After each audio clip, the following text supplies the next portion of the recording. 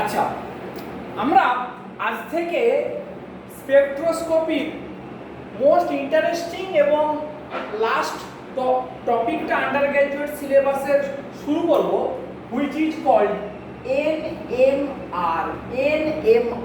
NMR. আমরা যেটাকে খুব শর্টে বলি এনএমআর।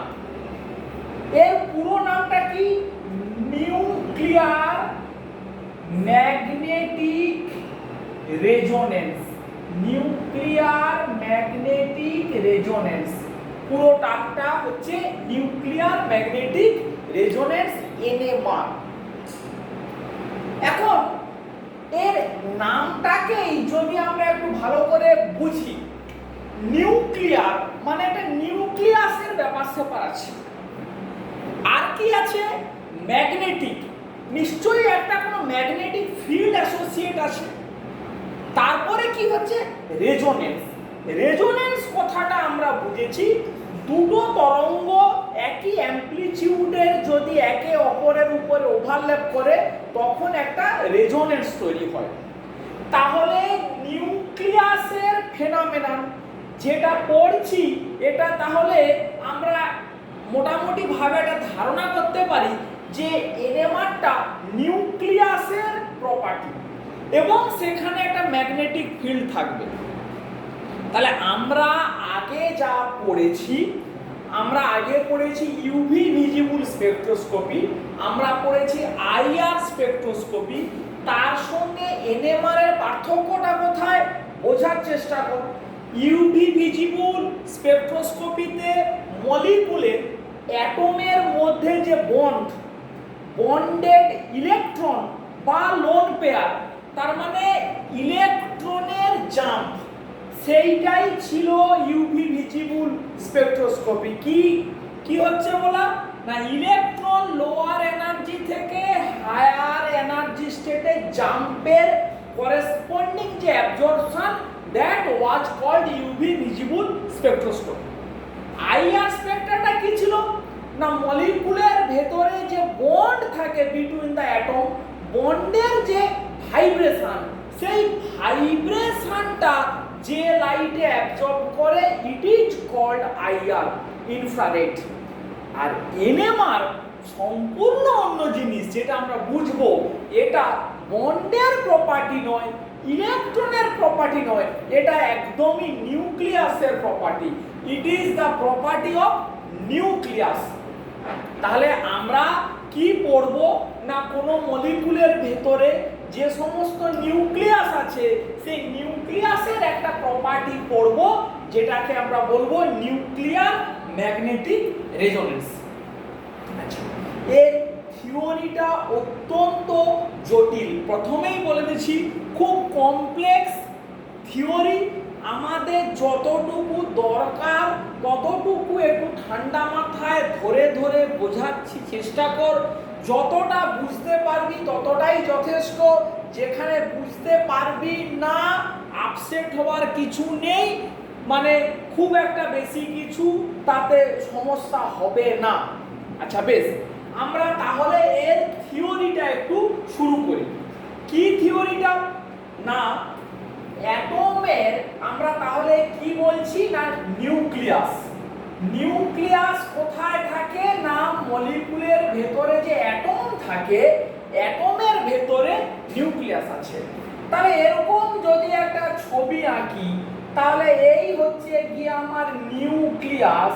নিউক্লিয়াসে কে আছে? প্রোটন প্লাস নিউট্রন, আর বাইরের কে আছে না, ইলেকট্রন আছে।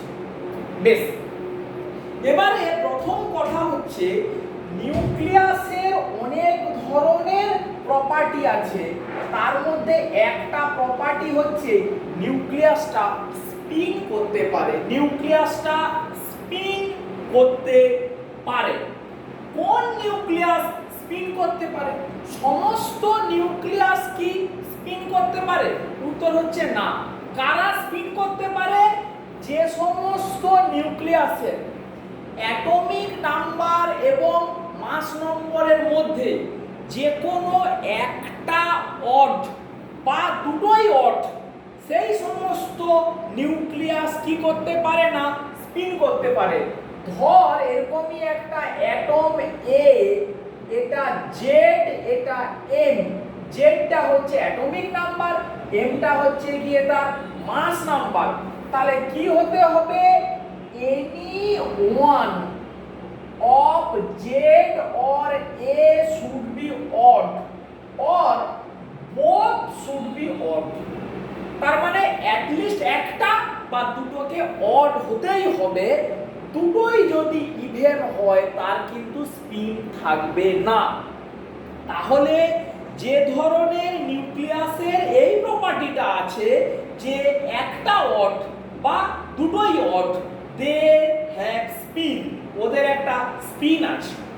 যখনই স্পিন থাকবে তখনই স্পিনের করেসপন্ডিং একটা স্পিন অ্যাঙ্গুলার মোমেন্টাম থাকবে, একটা স্পিন অ্যাঙ্গুলার মোমেন্টাম থাকবে। তাহলে যে সমস্ত নিউক্লিয়াসের স্পিন আছে ওদের একটা কি থাকে না, spin angular momentum, spin angular momentum, এবং অতি অবশ্যই তখনই একটা ম্যাগনেটিক মোমেন্টামও থাকবে। এই দুটো প্রপার্টি থাকবে কাদের না, যাদের স্পিন আছে। আচ্ছা বেশ, এই স্পিন অ্যাঙ্গুলার মোমেন্টামটা কোয়ান্টাইজড। এই কোয়ান্টাইজড কথাটা তোরা থার্ড সেমিস্টারে ফিজিক্যালে পড়েছিস। মানে এই স্পিন অ্যাঙ্গুলার মোমেন্টামের এনার্জি ডিসক্রিট হয় না, it is quantized, fixed value হয় 0 1 এরকম করতে করতে একটা কোনো ফিক্সড ভ্যালু হয়, কন্টিনিউয়াস নয় ব্যাপারটা। এইটাই হচ্ছে কোয়ান্টাইজড। তাহলে আমরা আমাদের পরিচিত কিছু নিউক্লিয়াসের নাম বলি যাদের স্পিন আছে।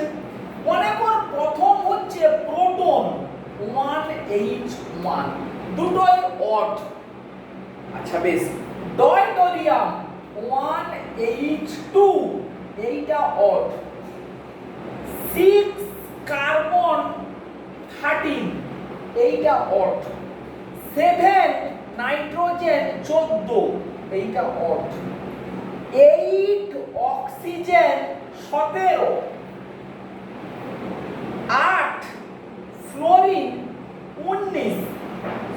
এরা সবাই দেখ এদের হয় একটা অড বা দুটোই অড। যদি আমি কম্পেয়ার করি 6 কার্বন 12 বা 8 অক্সিজেন 16, এদের কিন্তু দুটোই ইভেন, ফলে এদের কিন্তু স্পিন অ্যাঙ্গুলার মোমেন্টাম নেই, এদের স্পিন অ্যাঙ্গুলার মোমেন্টাম নেই। বেশ, এইটা হলো। এইবারে কি পড়ব না, যে সমস্ত নিউক্লিয়াসের এইগুলো আছে মানে এই স্পিন আছে, তাদের স্পিন স্টেট আছে, টোটাল অ্যালাউড স্পিন স্টেট। তাহলে যে সমস্ত অ্যাটমের স্পিন আছে তাহলে তার স্পিন অ্যাঙ্গুলার মোমেন্টাম আছে, তাহলে তার টোটাল অ্যালাউড স্পিন স্টেট আছে। স্পিন স্টেট মানে এনার্জি, মানে ডিফারেন্ট স্পিনের ডিফারেন্ট এনার্জি স্টেট আছে। সেই টোটাল অ্যালাউড স্পিন স্টেটটা কি দিয়ে ডিনোট হবে না, হবে 2I+1 দিয়ে হবে ডিনোট। তাহলে যে সমস্ত নিউক্লিয়াসের স্পিন অ্যাঙ্গুলার মোমেন্টাম আছে বা যাদের স্পিন আছে, they will have total allowed spin state. সেই স্পিন স্টেটটা কি হবে 2I+1, 2I+1। আইটা কি, আইটা হচ্ছে স্পিন কোয়ান্টাম নাম্বার, তোরা অলরেডি জানিস। I is called spin quantum number, spin quantum number। বেশ, তাহলে আমরা এই যে টোটাল স্পিন স্টেট 2I+1 মানে শুধু বললে হবে না, এটা কোথা থেকে কোথা পর্যন্ত বিস্তৃত হবে, +I থেকে -I পর্যন্ত বিস্তৃত হবে, +I থেকে -I পর্যন্ত বিস্তৃত হবে, এবং total number off spin state হবে 2I+1। ধর আমরা যদি এক্সাম্পল নেই ফর প্রোটন 1H1 এর ক্ষেত্রে I এর ভ্যালু হচ্ছে হাফ। I এর ভ্যালু যদি হয় হাফ তাহলে স্পিন স্টেট হবে প্লাস হাফ, এখান থেকে 1 বিয়োগ করলে মাইনাস হাফ। তাহলে দুটো স্পিন স্টেট মানে এখানে বসিয়ে 2i + 1, তাহলে I হাফ বসালে দেখ এটা 2 হচ্ছে। I যদি হাফ বসাস তাহলে এটা কত হচ্ছে 2। বেশ, নেক্সট ধর আমরা 17 ক্লোরিন 35, 17 ক্লোরিন 35 এর I এর ভ্যালু 3/2। I এর ভ্যালু যেই হয়ে গেল 3/2 তাহলে 2i + 1 এইটা হবে 2 × 3/2 + 1 সমান 4। সেই ভ্যালুগুলো কি হবে +3/2 +3/2। আচ্ছা, তারপরে কি হবে +হাফ,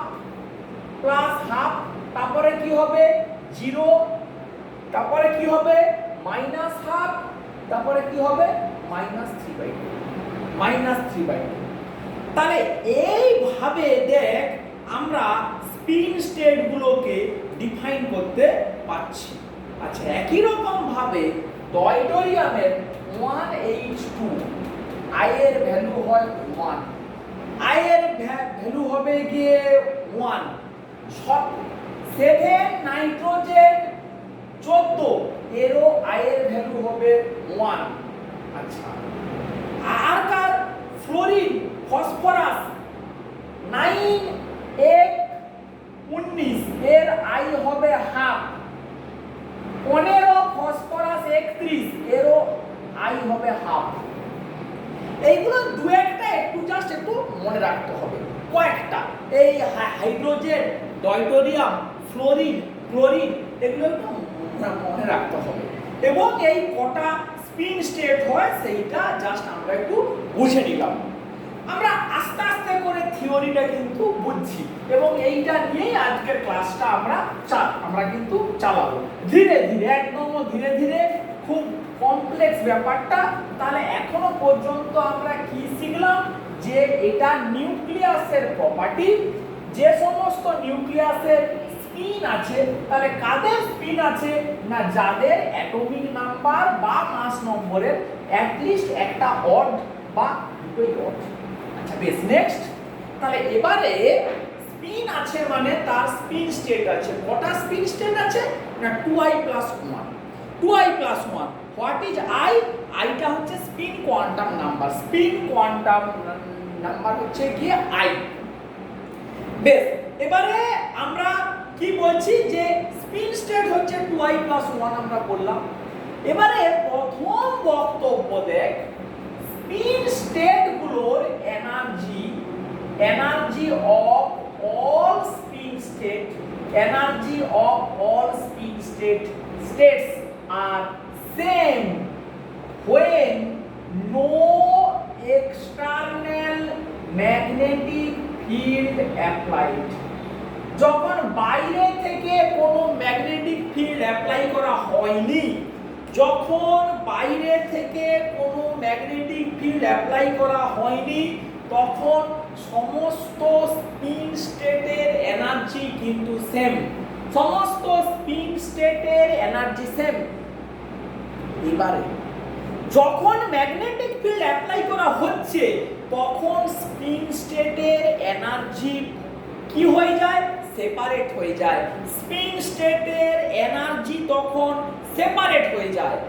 আমরা এইবারে যদি প্রোটনের কথা ভাবি 1H1 পার্টিকুলারলি এই অ্যাটমের কথা, তাহলে এতক্ষণ পর্যন্ত আমরা থিওরি পড়লাম জেনারেলাইজড, এর পর থেকে আমরা মোটামুটি এই প্রোটনটাকেই নিয়ে পড়ব। সেই জন্য এইটাকে আমরা বলবো প্রোটন এনএমআর বা বলা হবে 1H এনএমআর। এইভাবে এটাকে আমরা পড়বো 1H এনএমআর। এই 1টা কি না এটা এর মাস নাম্বার। বেশ, তাহলে আমরা এবারে প্রোটন এনএমআর এ ঢুকে গেলাম। প্রোটন যে এনএমআর তার কটা স্পিন স্টেট আমরা পড়েছি? দুটো স্পিন স্টেট, একটা প্লাস হাফ আর একটা মাইনাস হাফ।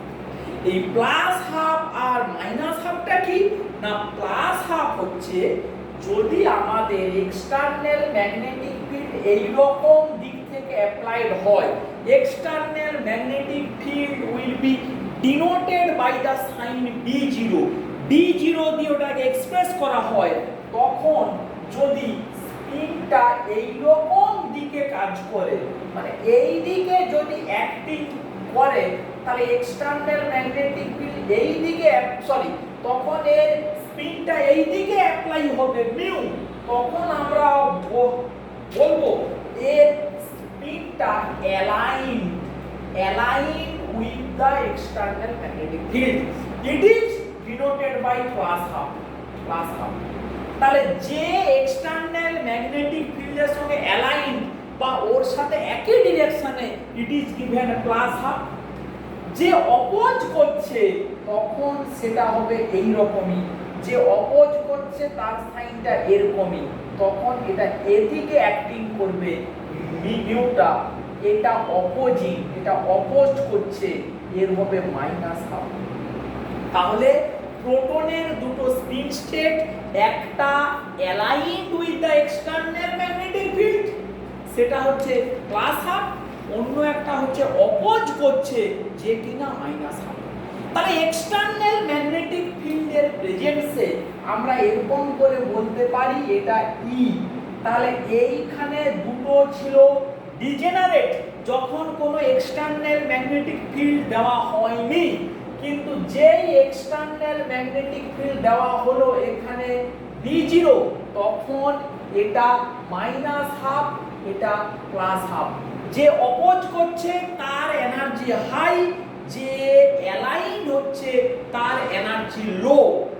তাহলে এই রকম ভাবে দুটো স্পিন স্টেট ডিফারেন্ট এনার্জি স্টেটে ব্রেক করে গেল। আমরা আবার ঠান্ডা মাথাতে থিওরিটা বলছি।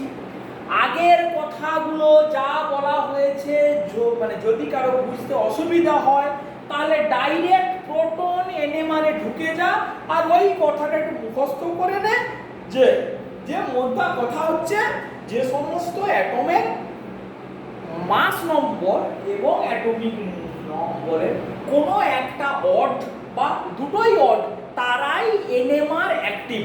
মোদ্দা কথা হচ্ছে গিয়ে এইটা যে এনএমআর অ্যাক্টিভ নিউক্লিয়াস কারা, মোদ্দা কথাতে জিজ্ঞেস করলে না যাদের এই দুটোর মধ্যে কোনো একটা অড বা দুটোই অড।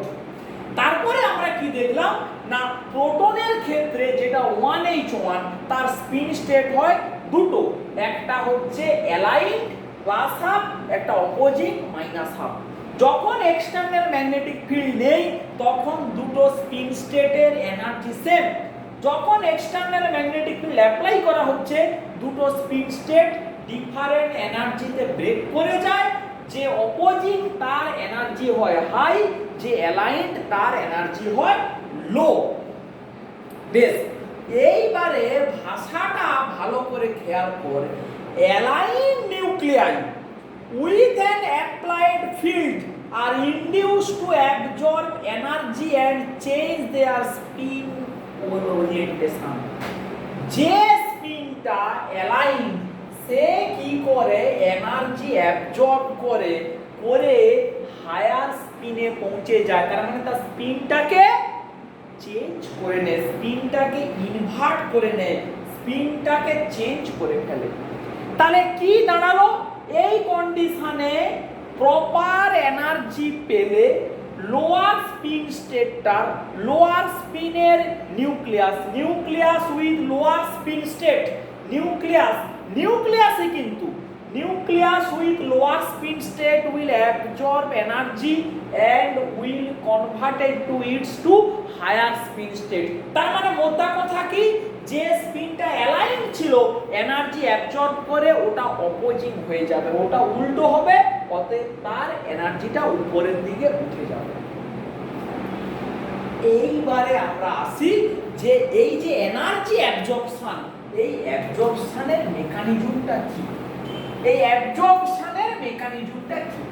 এই অ্যাবজর্পশনের মেকানিজমটা লাট্টুটাকে বুঝতে গেলে একটা ছোটবেলাকার একটা জিনিসের সাথে আমাদের একটু পরিচিত হতে হবে। ছোটবেলাকার কি জিনিস না, ছোটবেলা আমরা বেশ কিছু জন লাট্টু নিয়ে খেলেছি। লাট্টু লাট্টু সেই যে জিনিসটাকে দড়ি দিয়ে পেঁচিয়ে এরকম করে ছুঁড়ে মারলে সেটা ঘুরতে থাকে টেবিলের উপরে, একটা ছোট পেরেকের উপরে, একটা পিনের উপরে ঘুরতে থাকে। সেই লাট্টুকে ইংরেজিতে বলা হয় টপ। তাহলে লাট্টুটা দেখতে কিরকমই না, এই রকমই খানিকটা দেখতে হয়। লাট্টুটা এই এসে এইটার এরকমই একটা পিন থাকে। তাহলে এইটার উপরে বেশ করে লাট্টুটা স্পিন হতে থাকে, বাই বাই করে ঘুরতে থাকে। কিরকম করে ঘুরতে থাকে ভালো করে খেয়াল করবি। লাট্টুর এই যদি একটা অ্যাক্সিস হয়, এই অ্যাক্সিসকে কেন্দ্র করে এই পয়েন্টটা ফিক্স থাকে, এর ওপরের পার্টটা একটু এরকম করে এই অ্যাক্সিস থেকে একটু বেঁকে গিয়ে একটা অ্যাঙ্গেল করে ঘুরতে থাকে, একটা অ্যাঙ্গেল করে ঘুরতে থাকে, মানে একটু বেঁকে গিয়ে এরকম করে করে ঘুরতে থাকে। এটা হচ্ছে লাট্টুর ঘূর্ণন।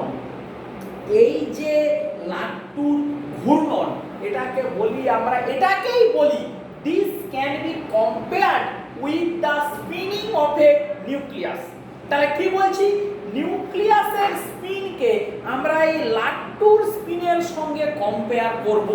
এটাই হচ্ছে সবথেকে ভালো বোঝার উপায়। এই লাট্টুর যে ঘূর্ণন, যাকে আমরা বলছি spinning of a top, is called wobble. ইংরেজিতে যে টার্মটা WOBBL, লাট্টু যে ঘুরে ওটাকে বলা হয় উবুল করা। এই উবুল কথাটাকে আরেকটু ভালো ইংরেজিতে বলা হয় precess, PRECESS, precess about its own axis. নিজের অ্যাক্সিসকে কেন্দ্র করে যে স্পিন করাটা, নিজের অ্যাক্সিসকে কেন্দ্র করে যে ঘোরা, তাকে বলা হয় প্রিসিস করা, তাকেই বলা হয় উবল। এই দুটো জিনিস সেম, হয় প্রিসিস বা তাকে বলা হয় উবল। আচ্ছা, ঠান্ডা মাথাতে এবারে শোন অনেকগুলো কথা, যেন না তালগোল পাকিয়ে যায়। যখন এক্সটার্নাল ম্যাগনেটিক ফিল্ড অ্যাপ্লাই করা হচ্ছে কোনো নিউক্লিয়াসের উপরে, তখন কি হয় না, নিউক্লিয়াস বিগিন টু প্রিসিস, মানে নিউক্লিয়াসটা স্পিন করতে শুরু করে বা নিউক্লিয়াসটা উবল করতে শুরু করে। নিউক্লিয়াসটার কি হয় না, প্রিসিশন স্টার্ট হয়। Precession started about in own axis, about in own axis. ওই যে স্পিনটা, যে স্পিনে উবুল করছে, যে স্পিনে এই যে প্রিসিশনটা হচ্ছে, সেইটাকে বলা হয় প্রিসিশনাল ফ্রিকোয়েন্সি, প্রিসিশনাল ফ্রিকোয়েন্সি। তাহলে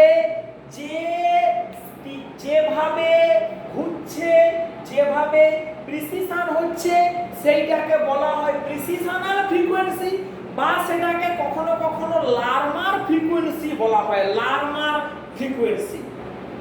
বেশ, এবারে আরো একটা কথা শোন। যখন নিউক্লিয়াসটা চার্জড, কারণ নিউক্লিয়াসের ভেতরে প্রোটন আছে, পজিটিভলি চার্জড। তাহলে যে স্পিসিসটা চার্জড, সে যখন প্রিসিশন করছে, কোন চার্জড স্পিসিস যখন ঘুরছে, precision generate oscillating electric field of same frequency. কতগুলো কথা দেখ, তালগোল যেন না পাকিয়ে যায়। আবার বলছি ঠান্ডা মাথাতে, ঠিক ঘুরে ঘুরে, কি ঘুরে ঘুরে, প্রথম একটা পার্ট কি দাঁড়ালো, যে নিউক্লিয়াসের স্পিন, আমরা যদি প্রোটনের কথা বলি, মানে 1H1 এক্সটার্নাল ম্যাগনেটিক ফিল্ডে তার স্পিন দুটো স্টেট হতে পারে। একটা অ্যালাইন্ড হতে পারে, মানে একটা এরকম করে ঘুরতে পারে, আর একটা এরকম করে ঘুরতে পারে, একটা অপোজ করতে পারে, একটা অ্যালাইন্ড হতে পারে। সেরকমই দুটো স্পিন স্টেটে ভাঙতে পারে। বেশ, এইবারে প্রশ্ন হচ্ছে গিয়ে কি না, প্রপার এনার্জি যদি পাওয়া যায়, এই স্পিন স্টেটটা স্পিন চেঞ্জ করে উল্টো স্পিনে চলে যেতে পারে, উল্টো স্পিনে চলে যেতে পারে। একটা পার্ট কমপ্লিট হলো। নেক্সট যে পার্টে আসছি, যে এই যে নিউক্লিয়াসের স্পিন সেটাকে কার সঙ্গে কম্পেয়ার করব। কোন স্পিনটা? দুটো স্পিন, একটা এই পয়েন্টটাকে নিয়ে করছে স্পিন, অন্য একটা কি এর যে উপরের পার্টটা অ্যাক্সিসটাকে কেন্দ্র করে করছে স্পিন। এই যে উপরের পার্টটা অ্যাক্সিসটাকে কেন্দ্র করে যে স্পিন, সেটাকেই নিউক্লিয়াসের স্পিনের সঙ্গে কম্পেয়ার করা যায়, বা লাট্টুর স্পিন আর নিউক্লিয়াসের স্পিন সেম। ওই স্পিনটাকে কি বলবো না, প্রিসিশন। এবং ওই স্পিনের করেসপন্ডিং যে frequency, that will be called precessional frequency, বা কখনো কখনো ওটাকে লার্মার ফ্রিকোয়েন্সিও বলে, লার্মার ফ্রিকোয়েন্সি। এইবারে কি আবার একটা কথা বলা হচ্ছে, যখন নিউক্লিয়াস প্রিসাইজ করছে, তখন যেহেতু নিউক্লিয়াস চার্জ স্পিসিস, ও অসিলেটিং ইলেকট্রিক ফিল্ড তৈরি করবে অফ দ্য সেম ফ্রিকোয়েন্সি মানে প্রিসিশনাল ফ্রিকোয়েন্সির সেম ফ্রিকোয়েন্সি। মোদ্দা কথা হচ্ছে ওই ফ্রিকোয়েন্সি আর এই ফ্রিকোয়েন্সিটা সেম হয়। তার কি মানে, এই এনার্জি গ্যাপের করেসপন্ডিং যে ডেল্টা নিউ, এই এনার্জি গ্যাপের delta E equal to h nu, এই ফ্রিকোয়েন্সিটাই এই নিউক্লিয়াসের প্রিসিশনাল ফ্রিকোয়েন্সির সঙ্গে সমান হয়। তাহলে কি হবে না, করেসপন্ডিং এনার্জি অ্যাবজর্ব করলে এই স্পিনটা ওই স্পিনে কনভার্ট হয় বা ও জাম্প করে। এই যে অ্যাটমগুলোর, আমরা যে সমস্ত অ্যাটমের কথা বলছি, ঠান্ডা মাথাতে শোন, এই এনার্জি যে গ্যাপ, মানে যত রকমের অ্যাটম আছে, সে হাইড্রোজেন হতে পারে, ডয়টোরিয়াম হতে পারে, কার্বন 6 কার্বন মানে 13, ওদের এই স্পিন স্টেটগুলোর মধ্যে যে এনার্জি গ্যাপ, তার করেসপন্ডিং যে ফ্রিকোয়েন্সি, সেটা কোন রেঞ্জে থাকে, সেটা যে রেঞ্জে থাকে সেই রেঞ্জটা হচ্ছে রেডিও ফ্রিকোয়েন্সি রেঞ্জে থাকে। রেডিও ফ্রিকোয়েন্সি, চিন্তা কর, আমরা ইলেকট্রোম্যাগনেটিক রেডিয়েশনের পুরো রেঞ্জ সম্বন্ধে পড়েছি, in terms of wavelength. Lower ওয়েভলেন্থে এক্স রে থাকে, তারপরে ইউভি, তারপরে ভিজিবল, তারপরে আইআর। একদম হায়ার ওয়েভলেন্থে কে থাকে না, রেডিও ফ্রিকোয়েন্সি। চিন্তা কর, ইউভি ভিজিবল থাকে ন্যানোমিটার রেঞ্জ। মাথা যদি কারো থাকে ক্লিয়ার, সে নিজেই বুঝতে পারবে ইউভি ভিজিবল আল্ট্রাভায়োলেট 200 থেকে 400 ন্যানোমিটার, কি না তার ওয়েভলেন্থ ফ্রিকোয়েন্সি হবে বেশি, সেটা ঠিক উল্টোটা। ভিজিবল 400 থেকে 700। রেডিও ফ্রিকোয়েন্সি ভাব, রেডিওতে বিবিধ ভারতী চ্যানেল বা যারা এফএম রেডিও সিরিজ 107 মিটার বা 98.7 মিটার বলে না, গিয়ে তোর এফএম রেডিওর ফ্রিকোয়েন্সি। তার মানে রেডিও তরঙ্গ, টিভি রেডিওতে যে ওয়েভলেন্থ আসে সেটা অনেক হায়ার ওয়েভলেন্থ। তার মানে রেডিও ফ্রিকোয়েন্সি রেঞ্জটা হচ্ছে এই অ্যাটমের স্পিন স্টেটের এনার্জির স্টেট মধ্যে যে গ্যাপের করেসপন্ডিং যে frequency, that belongs to radio frequency range. তাহলে আমরা মোদ্দা কথাটা কি দাঁড়ালো? মোদ্দা কথা, সমস্ত কিছুকে ভুলে গিয়ে যে বুঝতে পেরেছিস ভালো, যে বুঝতে পারিসনি তাহলে তার কি এই 8 ঘন্টাটা বৃথা গেল? না, সেটা বৃথা যাবে না। যে মানে যারা কমন জনতা তাদের জন্য যতটুকু না বুঝলে নয় ততটুকু কি দাঁড়াচ্ছে, সব কথার সার কথা কি না, যদি আমরা প্রোটনের ক্ষেত্রে বলি এক্সটার্নাল ম্যাগনেটিক ফিল্ড অ্যাপ্লাই করলে এই রকমই দুটো স্পিন স্টেটে ব্রেক করছে, প্লাস হাফ আর মাইনাস হাফ। এবারে কি এখানে কি দেওয়া হচ্ছে, এক্সটার্নাল ম্যাগনেটিক ফিল্ড। এই অবস্থাতে মলিকুলের মধ্যে যদি আমরা রেডিও ফ্রিকোয়েন্সি সাপ্লাই করি তখন কি হবে না, এই স্পিন স্টেটটা জাম্প করে উল্টো স্পিন স্টেটে চলে যাবে, স্পিন ইনভার্সন হবে। তার মানে এই এনার্জি গ্যাপের করেসপন্ডিং ফ্রিকোয়েন্সির সঙ্গে এই যে রেডিও ফ্রিকোয়েন্সিটা পাঠালাম সে যখনই ম্যাচ করে গেল, মানে আমি কি করছি, রেডিও ফ্রিকোয়েন্সিটাকে আস্তে আস্তে বাড়িয়ে যাচ্ছি, বাড়াতে যেই এই করেসপন্ডিং গ্যাপের সাথে ম্যাচ করে গেল তখনই এ স্পিন স্টেট থেকে জাম্প করে এই স্পিন স্টেটে চলে গেল। এইটাকেই বলছি আমরা রেজোনেন্স। দুটো ফ্রিকোয়েন্সি যখন ম্যাচ করে যায় তখন সাডেন জাম্প হয়, সেটাকেই বলা হয় রেজোনেন্স। সেটাই আমরা এনএমআর স্পেকট্রাতে রেকর্ড করি। তাহলে এনএমআর স্পেকট্রাতে কি রেকর্ড করা হয় না, কোন প্রোটন কোন রেডিও ফ্রিকোয়েন্সিতে রেজোনেট করছে। তাহলে এনএমআর এর পুরো কথাটা আবার ভাব, নিউক্লিয়ার ম্যাগনেটিক রেজোনেন্স। তাহলে এক্সটার্নাল ম্যাগনেটিক ফিল্ডের প্রয়োগ করলে কোন নিউক্লিয়াসের স্পিন স্টেটগুলো ডিফারেন্ট এনার্জি স্টেটে ব্রেক করে যাচ্ছে।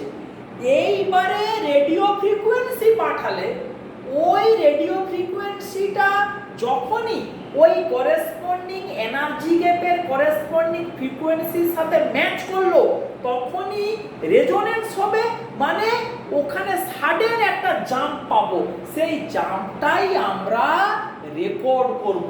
তার মানে একটা মলিকুলের এরকমই আমি একটা রেডিও ফ্রিকোয়েন্সি পাঠাচ্ছি, যেই ম্যাচ করে গেল সঙ্গে সঙ্গে রেজোনেন্স হলো, সেরকম করে জাম্প করলো, আবার যাচ্ছে যেতে যেতে আবার জাম্প করলো।